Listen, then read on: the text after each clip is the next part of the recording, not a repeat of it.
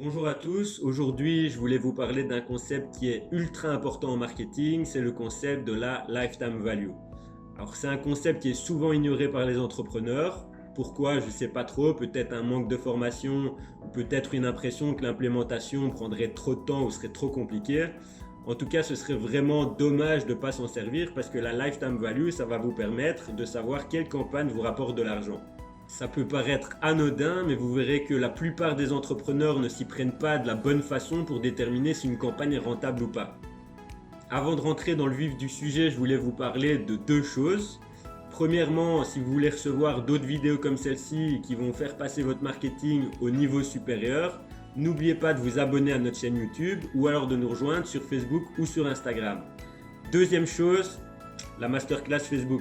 Si vous voulez passer d'un niveau débutant ou d'un niveau intermédiaire à un niveau professionnel en publicité Facebook, la masterclass est faite pour vous. Il y a 3 niveaux différents, 3 modules différents que vous allez pouvoir suivre selon le niveau que vous avez actuellement. On a des super retours jusque maintenant, donc regardez, le lien sera dans la description et n'hésitez pas à aller voir ça.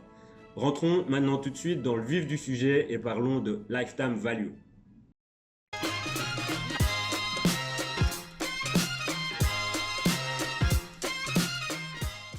Premièrement, la lifetime value, c'est quoi? Eh bien, la lifetime value, c'est simplement la valeur d'un client, du consommateur, durant toute la durée de sa relation avec vous. Alors, ça peut paraître anodin en théorie, mais vous allez voir qu'en pratique, c'est pas toujours si simple de calculer cette valeur-là. Imaginons qu'un client reste 5 ans avec vous.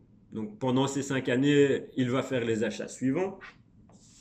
Donc la première année, il va vous rapporter 500 euros de chiffre d'affaires et une marge bénéficiaire de 50 euros. La deuxième année, 1000 euros de chiffre d'affaires, 150 euros de marge bénéficiaire. La troisième année, toujours 1000 euros de chiffre d'affaires, 150 euros de marge bénéficiaire. Quatrième année, 1500 euros de chiffre d'affaires, 200 euros de marge bénéficiaire. Et la cinquième année, la dernière année où il est avec vous, 800 euros de chiffre d'affaires pour 100 euros de marge bénéficiaire. La première question qu'on peut se poser, c'est sur quoi se baser? Est-ce qu'on se base sur le chiffre d'affaires ou est-ce qu'on se base sur la marge bénéficiaire? Eh bien, en général, il faudra se baser sur la marge bénéficiaire parce que la lifetime value, ça va vous permettre de comparer la valeur qu'a un consommateur pour vous avec vos coûts marketing et vous allez voir comme ça si vous gagnez ou si vous perdez de l'argent. Et donc, on va en général utiliser la méthode de la marge bénéficiaire comme base pour calculer la lifetime value. La deuxième chose qu'on peut se demander, c'est la lifetime value. Est-ce qu'on la calcule de manière individuelle ou de manière collective, donc prendre une moyenne? Bien, vous pouvez tout à fait calculer la lifetime value pour un consommateur bien précis, donc de manière individuelle, mais ça va uniquement vous donner une indication de si cette relation commerciale a été rentable pour vous ou pas. Mais ça ne va pas vous permettre de faire des prédictions, ça ne va pas vous permettre de tirer des statistiques qui vous permettront de savoir si une campagne doit être continuée ou pas. Donc, de manière générale, on va plutôt prendre une moyenne. Voilà tout de suite la formule pour calculer la lifetime value pour votre business. Premièrement, vous allez calculer la marge moyenne par transaction. Vous pouvez arriver à ce montant en divisant votre marge totale sur un an par le nombre de transactions sur l'année. La deuxième chose à faire, c'est de calculer la fréquence d'achat moyenne. Donc, pour arriver à ce nombre-là, vous allez diviser le nombre d'achats sur une période donnée par le nombre d'acheteurs uniques sur cette période. Attention que si vos clients achètent par exemple en moyenne une fois tous les 3 ans, ben vous allez prendre une période de 3 ans. La troisième étape, c'est de calculer la valeur du client sur la période. Vous obtiendrez cette valeur en multipliant la marge moyenne par la fréquence d'achat moyenne.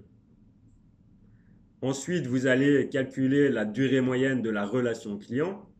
Si vous avez de nombreuses années de statistiques derrière vous, vous pouvez pour chaque client qui vous a quitté regarder le nombre d'années qu'il est resté avec vous.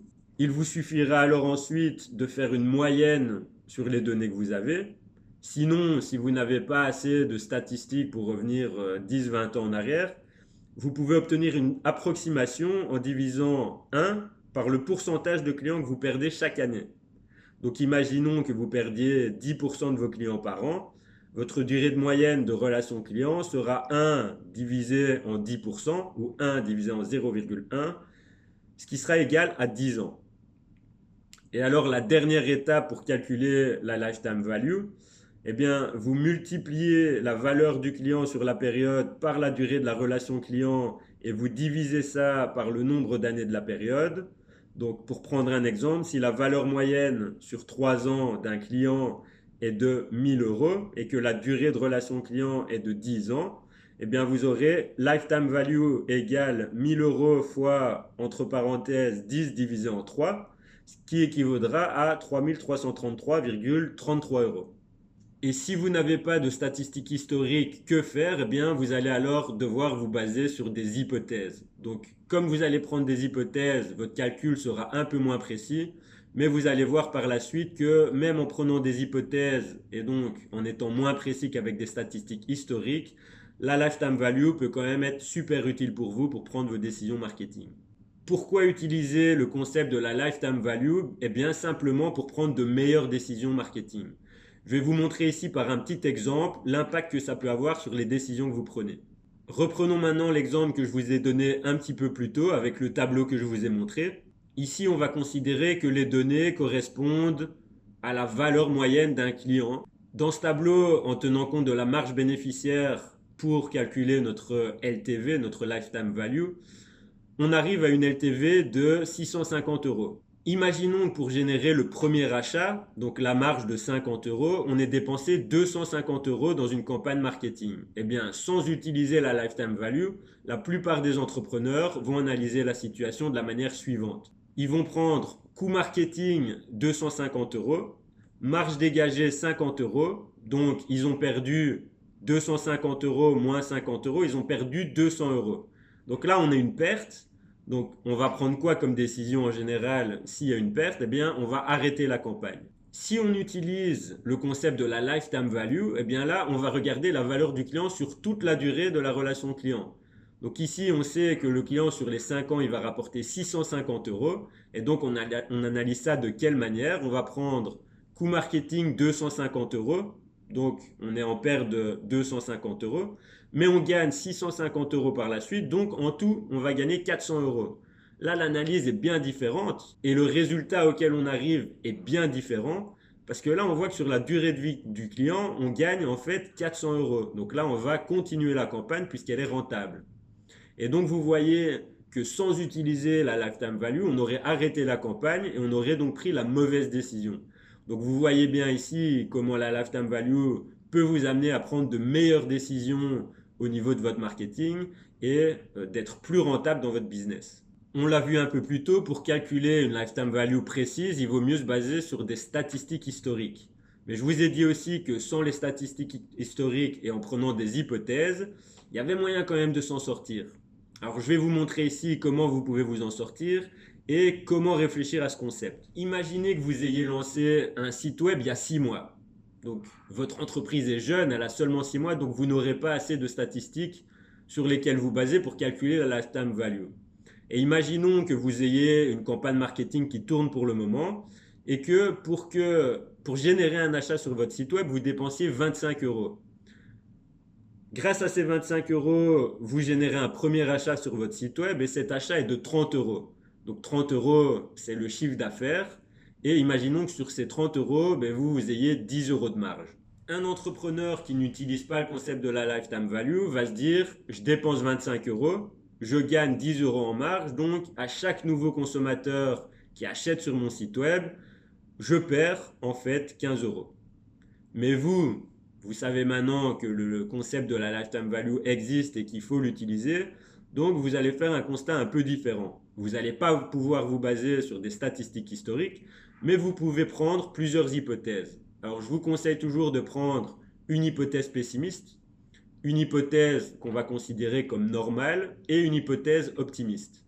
Dans ce cas-ci, notre hypothèse pessimiste, ça va être que les gens ne reviennent pas sur le site web par la suite. Donc, durant toute la relation client, ils vont acheter une seule fois. Alors là, ça nous donne quoi? Ça nous donne une dépense marketing de 25 euros, un achat qui nous rapporte 10 euros. Donc, au total, on aura perdu 15 euros. Dans notre deuxième hypothèse, donc l'hypothèse normale, on va avoir 3 achats sur la relation client. sur la durée de la relation client. Donc ça veut dire qu'on aura dépensé 25 euros en marketing et que la personne aura acheté 3 fois sur notre site web et donc on dégagera une marge de 30 euros. Donc les 30 euros de marge dégagée moins les 25 euros de coût marketing, ça veut dire que notre lifetime value, elle va être de 5 euros. Donc on dégagera un bénéfice de 5 euros pour chaque nouveau client qu'on va amener grâce à notre campagne. Et notre hypothèse optimiste, ça va être que les gens vont acheter 5 fois sur notre site web. Donc ils vont revenir 4 fois après leur achat initial. Et donc on aura 25 euros de coût marketing dépensé et 50 euros de marge dégagée. Donc les 10 euros fois les 5 achats. Alors à ce moment-là, on aura 50 euros de marge dégagée moins les 25 euros de coût de marketing. Donc notre lifetime value, elle va être de 25 euros. On va dégager un bénéfice de 25 euros sur la durée de la relation client. Si on fait une moyenne des 3 hypothèses, donc on somme les 3 hypothèses et puis on divise le tout par le nombre d'hypothèses, donc ici 3. Donc on aura moins 15 euros, plus 5 euros, ça nous fait moins 10 euros, plus les 25 euros, ça nous fait 15 euros qu'on divise par 3. Donc en moyenne, on gagnera 5 euros. Alors après, tout dépend de quelle hypothèse vous pensez est la plus probable. Mais vous voyez ici que vous pouvez avoir, grâce au concept de la LTV, de la Lifetime Value, une meilleure appréhension de la variabilité que peut avoir votre bénéfice selon les différentes hypothèses. Bien sûr, il y aura toujours une part de risque puisque vous prenez des hypothèses. Mais cette part de risque, elle existe tout le temps, même si vous prenez des statistiques historiques. Ça, c'est le business, on prend toujours un certain risque, mais en analysant les choses de cette manière-là, avec 3 hypothèses, une pessimiste, une normale et une optimiste, vous aurez quand même une bonne appréhension de comment votre bénéfice peut évoluer. Et ça vous permettra de prendre de meilleures décisions marketing. Que mettre en place dans votre entreprise pour bénéficier pleinement de ce concept de lifetime value? Eh bien, comme on l'a vu, plus vous avez de statistiques précises et plus votre calcul de la LTV sera précis aussi. Donc, vous pouvez commencer évidemment par prendre des hypothèses si vous n'avez pas un historique de statistiques. Mais par la suite, je vous conseille de récolter des statistiques, ce qui va vous permettre d'être de plus en plus précis dans vos calculs. Alors pour récolter ces statistiques, vous pouvez le faire simplement en tenant un fichier Excel et en répertoriant toutes les transactions et le nom de tous les acheteurs pour voir sur la durée de vie de leur relation client avec vous, eh bien pour combien ils ont acheté et quelle marge ils ont dégagé. Vous pouvez aussi être plus avancé dans votre école des statistiques en utilisant un logiciel dédié et ça va vous permettre de gagner pas mal de temps évidemment. L'idéal, ce serait de prendre en compte la marge dégagée pour chaque transaction, mais de temps en temps, c'est un petit peu compliqué ou c'est carrément impossible. Dans le cas où vous ne pouvez pas noter la marge dégagée pour chaque transaction, ce que vous pouvez faire, c'est regarder la marge que vous dégagez en général. Donc imaginons que sur un chiffre d'affaires de 1000 euros, vous dégagiez 200 euros de marge, eh bien votre marge bénéficiaire sera de 20%. Donc à ce moment-là, ce que vous pouvez faire, c'est simplement noter la valeur de chaque transaction, donc le chiffre d'affaires que vous rapporte chaque transaction, et puis après appliquer ce ratio de 20%, ou le ratio de marge bénéficiaire que vous avez sur le chiffre d'affaires pour arriver à une marge et pour calculer votre LTV en fonction de la marge dégagée. Quelle est l'implication de ce concept de LTV sur les campagnes que vous mettrez en place? Eh bien, quand vous aurez bien intégré le concept de la lifetime value, vous vous rendrez compte que tout un éventail de possibilités s'ouvre à vous. Vous n'aurez plus à faire des campagnes qui sont rentables directement. Évidemment, c'est toujours bien si vous arrivez à générer des campagnes, à créer des campagnes qui sont rentables dès le premier achat, mais ce n'est pas toujours possible.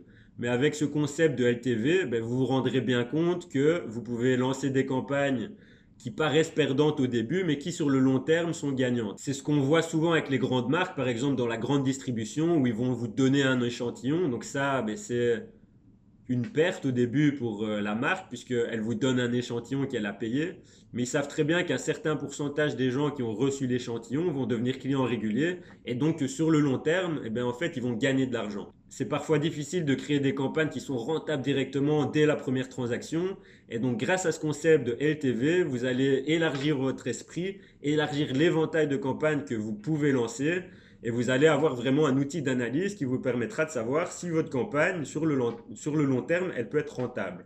Donc ne tombez surtout pas dans le piège de penser qu'une campagne qui n'est pas rentable dès le premier achat, qui ne couvre pas vos coûts publicitaires dès le premier achat, n'est pas rentable sur le long terme. C'est absolument faux. Ces campagnes-là peuvent être rentables sur le long terme. Il faut absolument que vous intégriez cet outil d'analyse qui est la LTV dans votre arsenal marketing. Il y a de nombreux secteurs dans lesquels la première transaction ne couvre pas les coûts d'acquisition.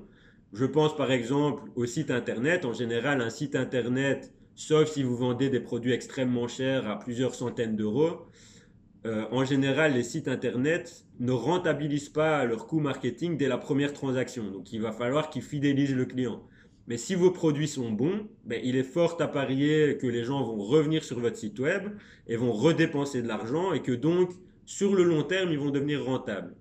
Ça a une grosse implication parce que plus votre LTV est élevé et plus ce sera facile pour vous de créer des campagnes qui sont rentables sur le long terme.